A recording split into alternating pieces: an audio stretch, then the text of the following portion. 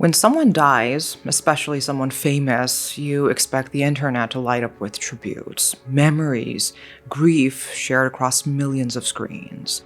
That's what happened on September 11th, 2025, when news broke about Yu Menglong. The hashtag Yu Menglong has passed shot to the top of Weibo, China's equivalent of Twitter. Millions were mourning together, and then, within hours, it all disappeared. And not gradually. The hashtag was scrubbed from the trending page. Screenshots people had taken of the memorial post started vanishing.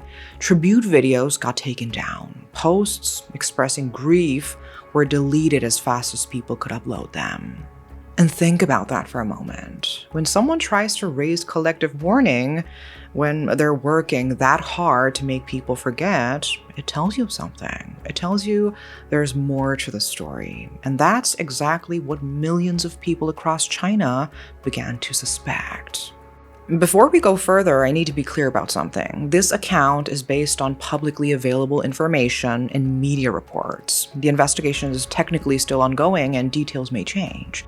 Nothing here confirms any specific allegations. This is about examining what we know and what doesn't add up. So, let's begin.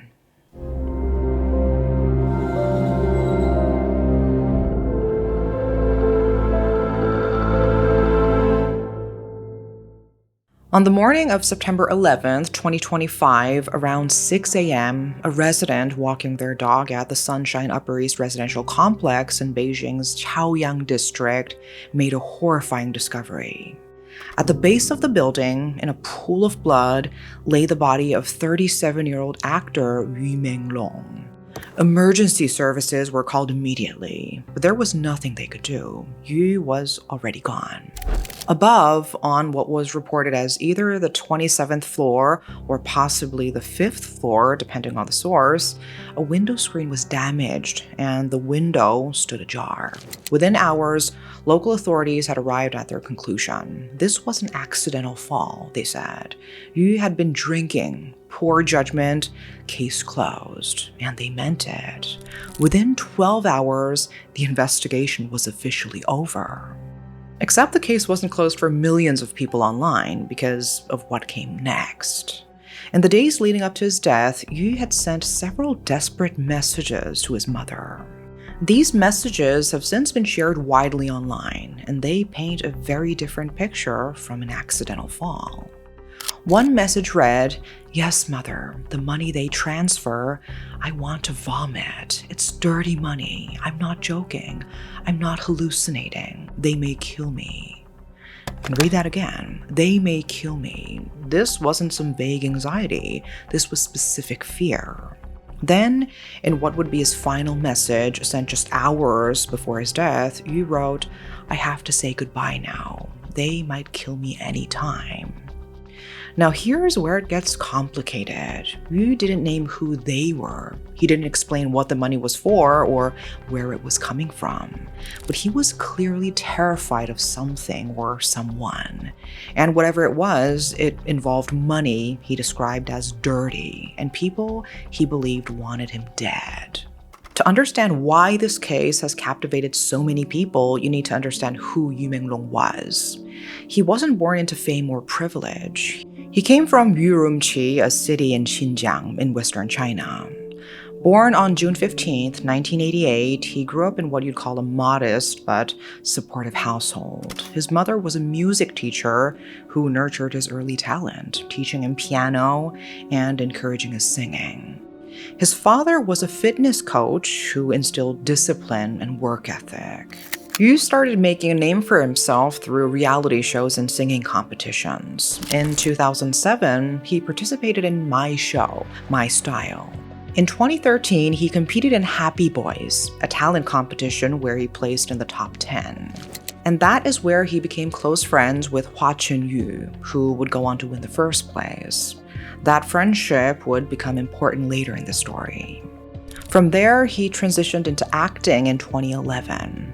It wasn't overnight success. He built his career slowly, role by role, earning a reputation for bringing emotional depth to his characters. His acting career took off in 2015 with Go Princess Go, where he played the ninth prince.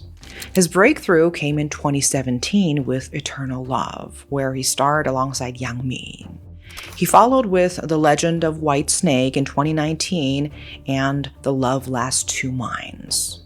But here's what people consistently said about Yu. Despite the fame, he stayed humble, reserved even. He was described as professional, dedicated, intensely private. He wasn't the type to court controversy or get involved in scandals. He kept two dogs, Fuli and Huotui, whom he considered family. In the months before his death, Yu had been incredibly busy. He'd spent most of the previous 6 months on set, completing filming for a fantasy period drama called Journey to the End of the Night in late June. He had 2 films waiting for release, The Fated General and Traditional Chinese Medicine. By all appearances, his career was thriving, which makes what happened next even stranger.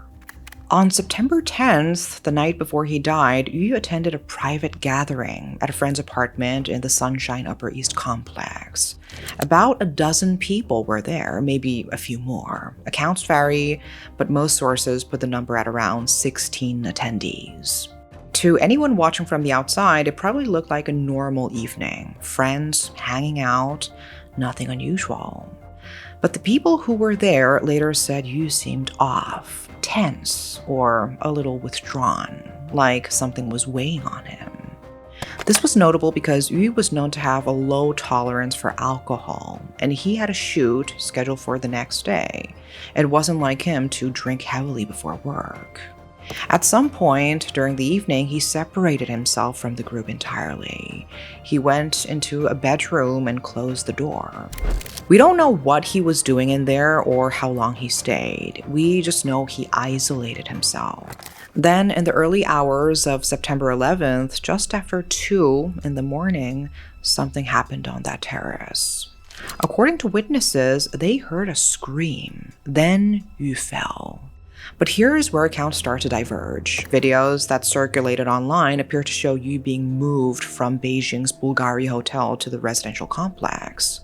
Other footage allegedly showed him being dragged, appearing weak and injured. Some claimed to hear voices demanding he was forced to drink alcohol. None of these videos have been officially verified, but they spread widely enough to become part of the public narrative. At 6 a.m., that dog walker made the grim discovery. Police arrived, emergency services confirmed what was already obvious. By late morning, authorities had their story: accidental death caused by intoxication. Within 12 hours, the case was officially closed. 12 hours for a case involving a famous person, a fatal fall from a high-rise building, and messages about fearing for his life. Taiwanese lawyer Yan Rui-Qing, who later analyzed the case publicly, said it plainly. It's impossible to properly close an investigation like this in just 12 hours. The speed alone raised immediate red flags. Let's talk about what wasn't included in that investigation, or at least what wasn't made public. The CCTV footage from the building. It was reportedly unavailable. Either it wasn't working or it was erased, depending on which account you believe. Autopsy results never released to the public. Witness statements also not made available. But there's more. According to claims that spread online, hospital staff allegedly leaked surveillance footage from the emergency room. The leaked information suggested Yu was brought to the hospital at 2:58 a.m. By 3:12 a.m., resuscitation efforts had failed. He was already deceased on arrival. At 3:20 a.m., his agency reportedly came to collect his belongings. And at 3:45 a.m., a masked woman was allegedly seen rifling through a trash bin outside the hospital. If accurate, this timeline raises questions about who knew what and when. 5 days after Yu's death, on September 16th, his studio released a statement purportedly from his mother. In it, she said Yu had accidentally fallen after drinking alcohol, that police had informed the family of their investigation findings, and that she urged people to view the incident rationally and refrain from speculation. She asked that he be allowed to rest in peace. Then, on September 21st, the Chaoyang branch of the Beijing Municipal Public Security Bureau issued an official police report. They reiterated that the death was accidental, that it occurred after drinking, and that they had ruled out any criminal activity. They said their investigation included on-site inspections, forensic examinations, interviews, and video surveillance. The family had been informed and raised no objections, but the statement didn't stop there. It announced that 3 women had been detained for fabricating and spreading false information online. Yuan, 29, allegedly fabricated claims that Yu was hung from a building, had his nails plucked, cut open, and was thrown off. Xu, 41, allegedly spread rumors that surveillance was destroyed, and Yu's mother is being controlled. Zheng, 40, allegedly created fabricated videos. The message was clear: spreading theories about Yu's death would result in arrest. The reaction online was immediate and intense. People weren't buying the official explanation, especially after Yu's final messages became public. Users were demanding transparency, asking why the investigation had been closed so quickly, questioning every aspect of the official story. And just like the original morning post, these questions started getting deleted systematically. Posts would go up and come down within minutes. Accounts that kept posting about the case got suspended. Hashtags were blocked or redirected to other content. It was censorship in real time, and it only made people more suspicious. Because here's the thing about trying to silence the internet: it usually has the opposite effect. International petitions were launched on platforms like avaz.org and change.org, demanding that foreign media cover the story and calling for an independent investigation. Okay, now let's dive a little deeper into the speculations surrounding this case. Before we continue, I need to be clear that what I'm about to present are just rumors and allegations that have been circulating most widely across China and international platforms. These are unverified. None of this has been proven in a court of law. So why am I presenting them? Because to understand the full picture of this case, you need to understand what millions of people believe happened and why they believe it. The scale of public suspicion, the aggressive censorship response, and the questions that remain unanswered, all of these are part of the story. Whether these allegations are true or completely false, they represent a significant moment in how Chinese citizens are questioning official narratives. With that said, let's talk about the allegations surrounding that dinner party, because this is where the story becomes incredibly complex. People online started investigating who else was there. They identified roughly 16 attendees, and 2 names kept coming up in discussions before being scrubbed from platforms almost immediately. The names were Xin Qi and Cai Yijia. To understand why these names matter, you first need to understand one person who wasn't at the party, but whose shadow allegedly looms over the entire case. His name is Cai Qi, and no, that's not the same as the other names I just mentioned, different people, but pay attention to the surname. Cai Qi is one of China's 7 most powerful officials. He is a member of the Politburo Standing Committee, which is essentially China's ruling council. More specifically, he's the person in charge of ideology, propaganda, and censorship for the entire country. And think about what that means. If anyone in China has the power to orchestrate a nationwide cover-up, to scrub information from the internet in real time, to close an investigation in 12 hours, it's Cai Qi. He literally controls the country's entire information apparatus. And according to widespread online allegations, 2 people who were at that party are his illegitimate sons. The first name is Xin Qi. He's described as a 2nd-generation red, Chinese slang for the children of Communist Party elite. Claims suggest he held a government position at just 18 years old, which is virtually impossible in China without powerful family connections.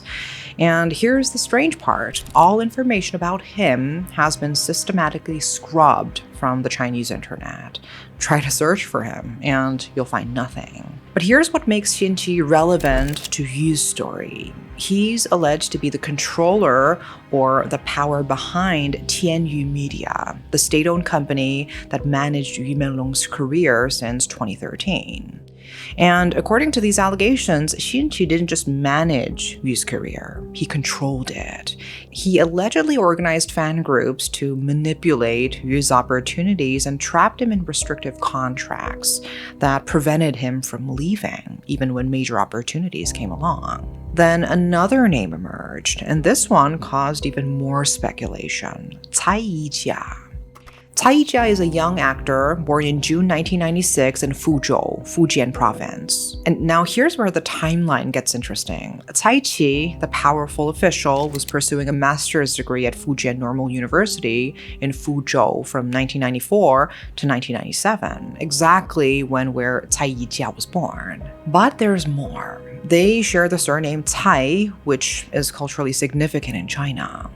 Men often ensure that even illegitimate sons carry their family name. Cai Yijia's birth name, Cai Zhongjun, literally translates to politics and military, a name that suggests powerful family connections. Netizens started comparing photos and noted what they described as a striking physical resemblance.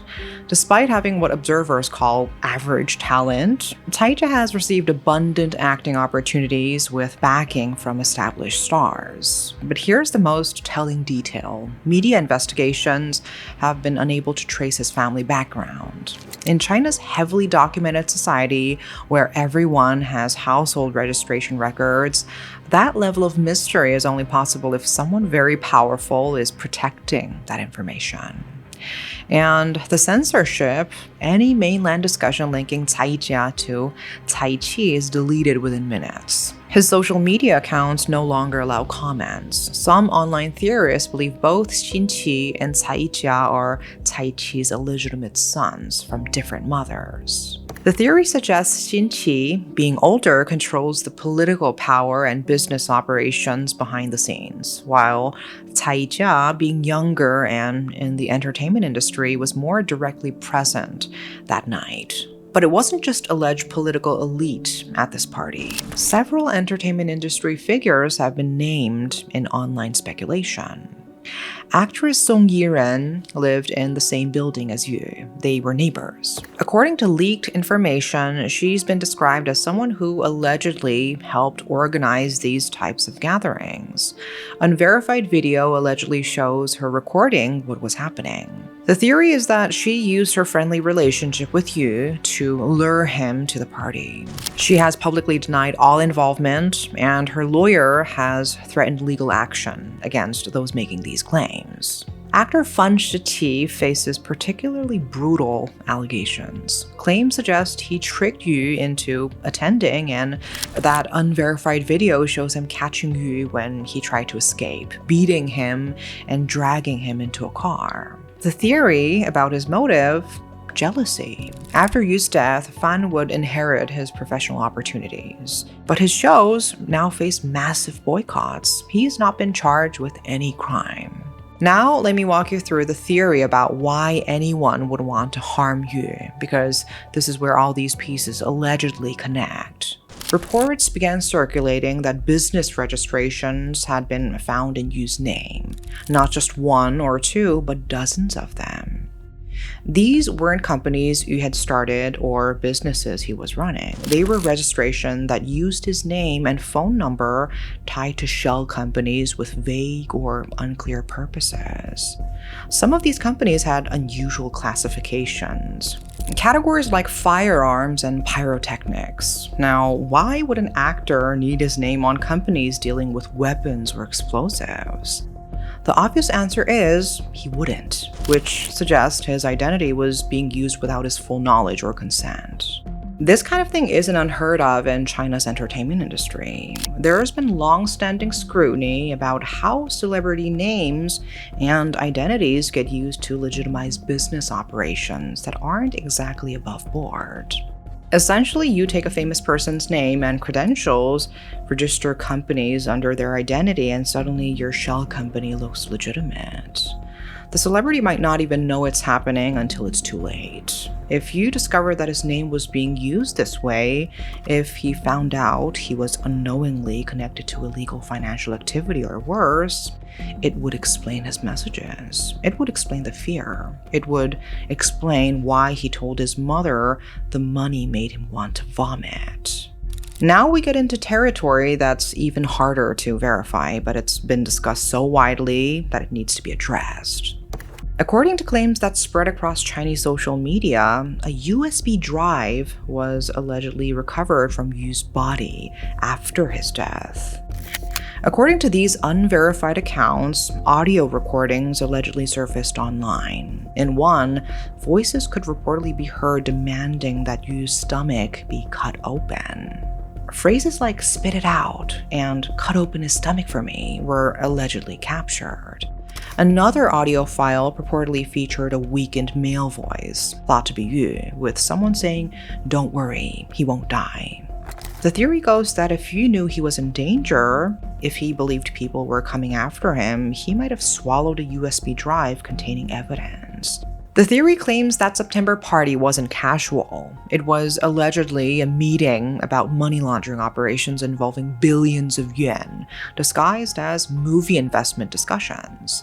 And Yu allegedly discovered what was happening. He realized his identity was being used for illegal activities. More critically, he allegedly gathered evidence on a USB drive, recordings, documents, proof of the money laundering network. At that September party, Yu allegedly refused to participate anymore. He wanted out. He had the evidence. If Yu went public with this evidence, he wouldn't just expose money laundering. He could implicate the alleged sons of one of China's most powerful officials. That could mean prison for everyone involved and a massive political scandal for Cai Qi.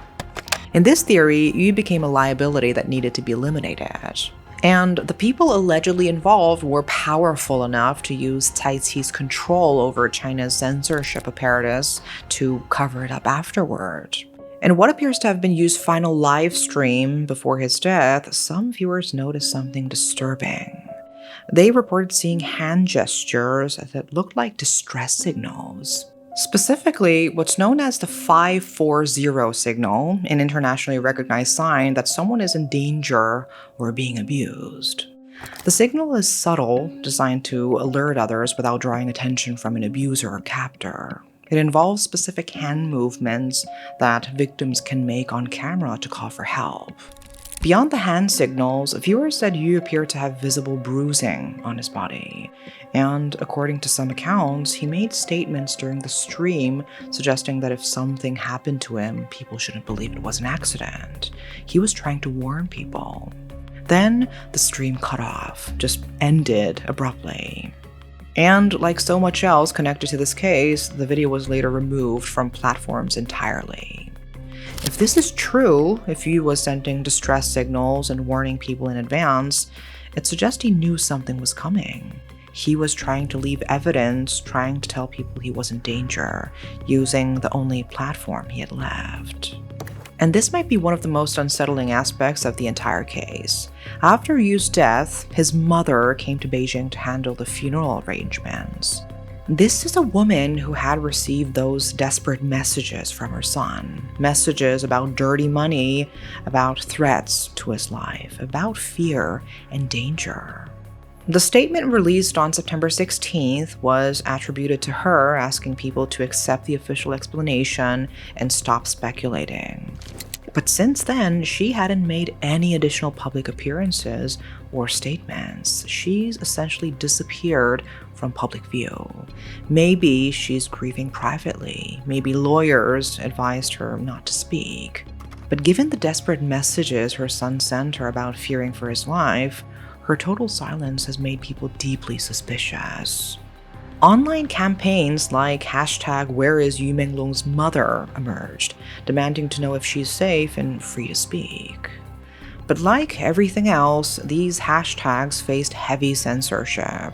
The rumors that led to Xu's arrest, that Yu's mother was being controlled, may have been false, but the question of why she's remained completely silent continues to haunt the case.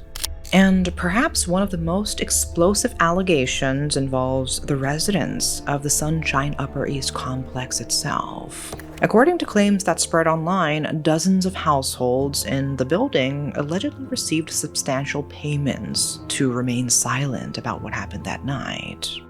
One alleged whistleblower claimed that residents received hush money twice, with each payment totaling roughly 1 million yuan, which is about 140,000 US dollars. If this spread across dozens of units, the total would reach hundreds of millions of yuan. The same source claimed that one resident admitted to seeing Yu's body and later being paid tens of thousands of yuan with instructions not to speak out. When asked if they heard anything that night, the resident allegedly replied that yes, there was an extremely loud sound like something falling, but property management told them it was just a family throwing things around and not to worry. Other reports suggested that residents who considered speaking out received threats, red paint thrown at doors, car tires slashed. The message was clear: stay quiet. What's undeniable is that after Yu's death, more than 100 households in the complex suddenly listed their apartments for sale. People wanted out. And when reporters tried to conduct on-site interviews, residents responded with near uniform silence, refusing to speak and denying access to any surveillance footage they might have had. And that synchronized silence only deepened public suspicion that residents had either been paid off or threatened into keeping quiet about what they knew. But not everyone stayed silent. Hua Chunyu, Yu's close friend from Happy Boys, found a subtle way to mourn.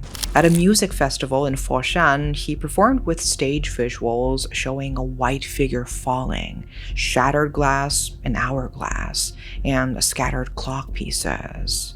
In the background, a hand reached out as if trying to catch the falling figure. Fans immediately understood this was Hua's tribute. But speaking out came with risks. Actor Li Tingzhe, who urged attendees of that final dinner to come forward, received threats. Hua had his family background doxed and personal data leaked. Yu's Taiwanese mentor Sun Derong, who demanded justice, received a death countdown threat. Fearing for his life, Sun issued an "I will not end myself" statement. The message was clear: supporting Yu Menglong publicly came with risks. Productions connected to people at the gathering faced delays or cancellations. Cast members from Love's Ambition faced intense scrutiny. Fans boycotted content associated with anyone potentially involved. Property values near Yu's apartment dropped. The Bulgari hotel mentioned in some accounts saw its reputation affected. Public distrust manifested physically. People didn't want to be near anything connected to the case. Now let's talk about the systematic effort to control this narrative, because it's been extraordinary. Posts about the case are removed within minutes. Accounts get suspended. Hashtags are blocked. Even Netflix got drawn into the controversy when they reportedly removed Yu's name from the cast listing for Eternal Love, further fueling speculation about the pressure to erase his existence from public memory. And this isn't passive moderation. It's aggressive censorship requiring significant resources. Authorities framed it as part of the Clean Net 2025 campaign to combat rumor mongering. But users adapted. They moved to encrypted platforms like Telegram and Signal. They used international forums Chinese authorities can't easily control. They developed code words to discuss the case without triggering censorship. Every deletion, every arrest only convinced more people something was being hidden. International media picked up the story. Foreign Policy, BBC Chinese, and other outlets covered it. Analysts noted patterns: investigations closing too quickly, missing evidence, silenced witnesses, sustained censorship campaigns.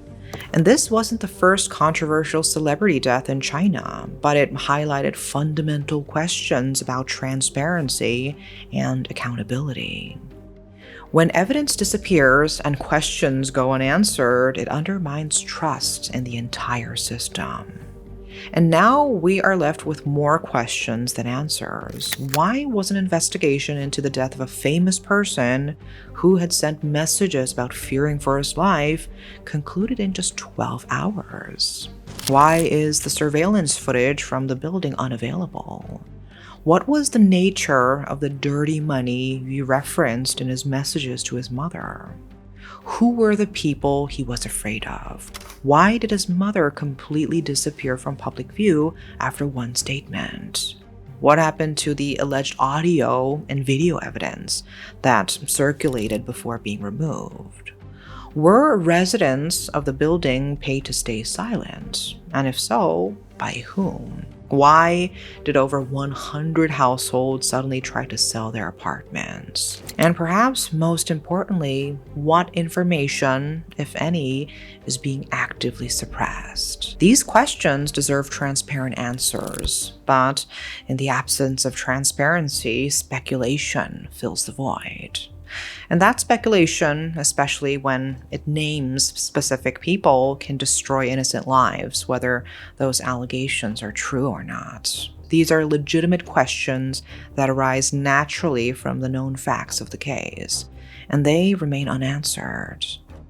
Yu Menglong's death has become a focal point for bigger questions about transparency in investigations, protection of individuals within powerful industries, what happens when official stories don't match evidence, and who controls information. The public response, persisting despite aggressive censorship and legal threats, shows people want accountability and truth. They want to believe that deaths under suspicious circumstances receive thorough, transparent investigations. As long as questions remain unanswered, as long as evidence stays hidden and voices silenced, this case will represent the gap between official narratives and public trust.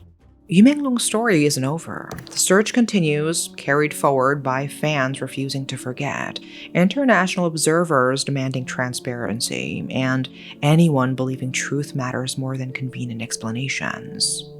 We may never know the full truth, but we cannot stop asking questions, because accepting silence means accepting that some lives are worth less than others, that some deaths don't deserve full investigations, that power can operate without accountability. Yu Menglong deserves better, his family deserves better, and we all deserve better. That is all for today. Thanks for watching.